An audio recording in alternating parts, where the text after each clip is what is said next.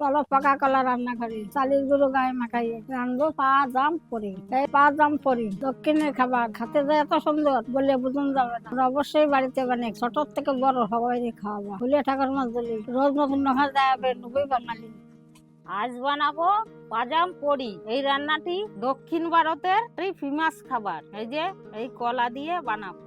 এই পাজাম পড়ি বানানোর জন্য আমি ব্যবহার করব চালের গুঁড়ো 2 চামচ, আর 100 মতন ময়দা, আর হলুদ গুঁড়ো, আর স্বাদ মতন লবণ, আর চিনির গুঁড়ো, আর এলাচ গুঁড়ো, আর লাগবে সাদা তেল। এই পাজাম পড়ি বানানোর জন্য লাগবে কলা। এই যে কলা খোসা ছাড়িয়ে নিয়েছি। এই পাজাম পড়ি বানানোর জন্য কলাগুলোকে কেটে নেব মাঝখান দিয়ে, যে এরকম করে কেটে নিলাম। এই যে কলাগুলো আমি এই যে এইভাবে কেটে নিয়েছি। একটা কলাকে 4 টুকরো করেছি। এবার আমি একটা ব্যাটার বানিয়ে নেব। এই যে ময়দা দিয়ে দিচ্ছি 50 গ্রাম মতো, আর চালের গুঁড়ো দিয়ে দিচ্ছি 3 চামচ, আর স্বাদ মতন লবণ দিয়ে দিচ্ছি, আর সামান্য একটু হলুদ গুঁড়ো দিয়ে দিচ্ছি কালারের জন্য, একটু এলাচ গুঁড়ো দিয়ে দিচ্ছি, আর দিয়ে দিচ্ছি চিনির গুঁড়ো 25 গ্রাম মতো। এবার ভালো করে মেখে নেব। জল দিয়ে দিচ্ছি, জল দিয়ে ভালো করে ব্যাটারটা মেখে নেব। এই যে ব্যাটার মাখা হয়ে গেছে, এরকম গাঢ় রাখতে হবে ব্যাটারটা। এই দেখুন। এবার আমি কড়াইতে তেল দিয়ে দেব। কড়াই গরম হয়ে গেছে, কড়াইতে তেল দিয়ে দিচ্ছি।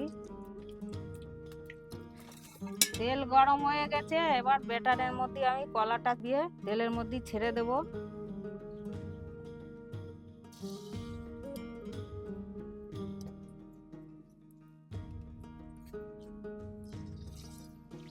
হালকা লাল লাল করে ভেজে নেব। উল্টে দিচ্ছি। এই যে আমার লাল লাল করে ভাজা হয়ে গেছে পাজাম পড়ি, নামিয়ে নিচ্ছি। দেখুন একদম ফুলে ফুলে টবা টবা হয়েছে পাজাম পড়ি। বাকি যেগুলো আছে সেইগুলো ভেজে নেব।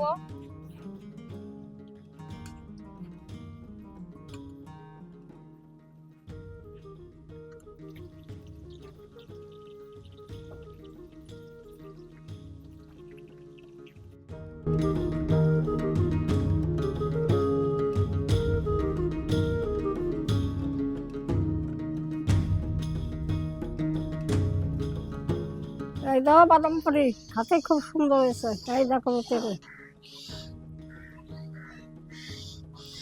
এই দাও তেলে পাকা কলা, খাইয়ে দেখি তো খুব সুন্দর খাতে। তোমরা অবশ্যই বাড়িতে বানাও, ছোট থেকে বড় সবাই খাওয়াবা। রান্নাটা কেমন হলো কমেন্টে বলে দেবা। আমার লোভী বাঙালি যা পাই তাই খাই, আর যা খাই তাই দেয়।